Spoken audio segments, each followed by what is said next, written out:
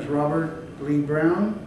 I was retired on 1 March 1987 as a commander in the United States Navy. My reserve officer duty was up, and so I told my detailer, I said, I will stay in the Navy if you give me one of those gunboats and Nam.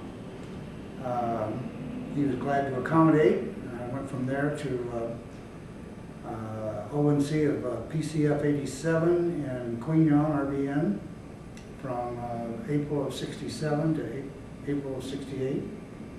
3 years prior to, 3 years. 3 days prior to departing for Nam, I married my high school sweetheart. We had dated for 8.5 years, so got married. I think she wanted my insurance. And went through April of 67 to April of 68. TET was a big thing, of course. I was, PCF 87 was part of Coastal Division 15, which was at Queen Yon, RBN, 2 Corps. Best job in the United States Navy. I was in charge. I was bound and determined that we were going to do our job and we were all going to go home. I got there in April of 67 and went through the division training program, and then within a month I was a boat owner. 87 boat, I was a very proud owner of that boat. I had a first class bosun mate, I had a second class engineman, I had a third class gunner's mate, I had a seaman, radarman, and I had a seaman. Told my engineman, whatever it takes, we're going to be the fastest boat in the division.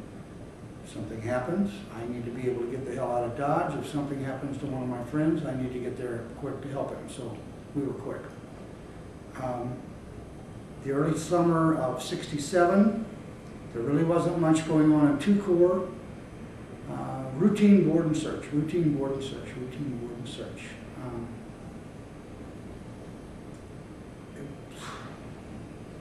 I think we were looking for a fight. I think, and so if the Army or somebody called us for support, you know, we were always glad, you know, you want to shoot.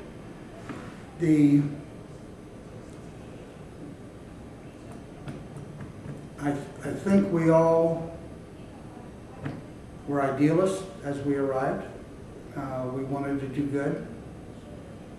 We wanted to help the people. In my own personal case, I found that after about 2 or 3 months,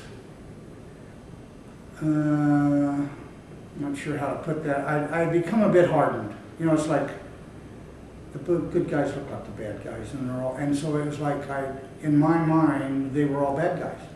Well, they weren't all bad guys. They were freaking fishermen who just wanted to be left alone. And I've talked to a couple of friends about this since, but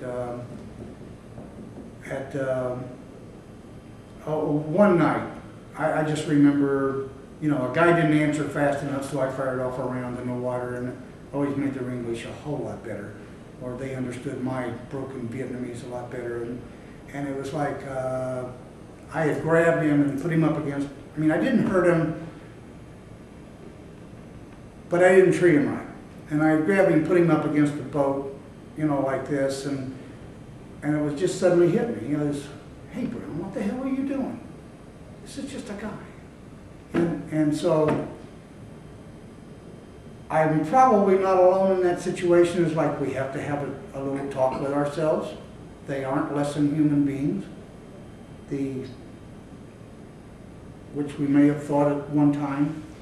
And so it's not like we're all going to have a whole lot of love here, but it's not like you treat them less than human beings. You know, you still got to, these 99% of them were just fishermen, and they really just wanted to be left alone. You know, I mean, they were already getting hit by the VC all the time to give up after catch and that sort of crap.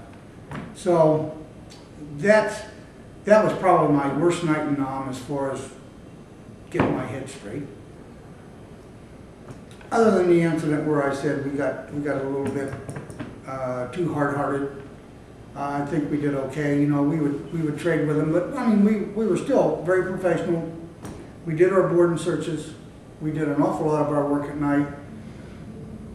If anybody was suspicious, of course, we were much higher alert and all that. And then TEP changed everything. Then it became who do you trust and that sort of thing.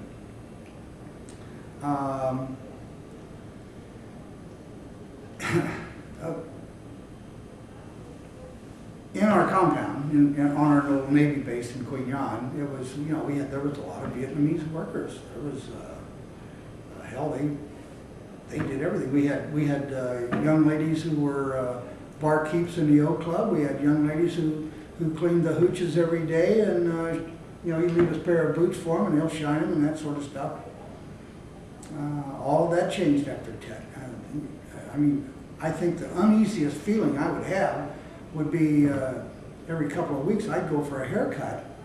You know, and this guy's got a straight razor cutting your sideburns and the neck, and I'm thinking, is this son of a bitch a VC or not? You know, or you're gonna get a big smile all the way around from ear to ear. But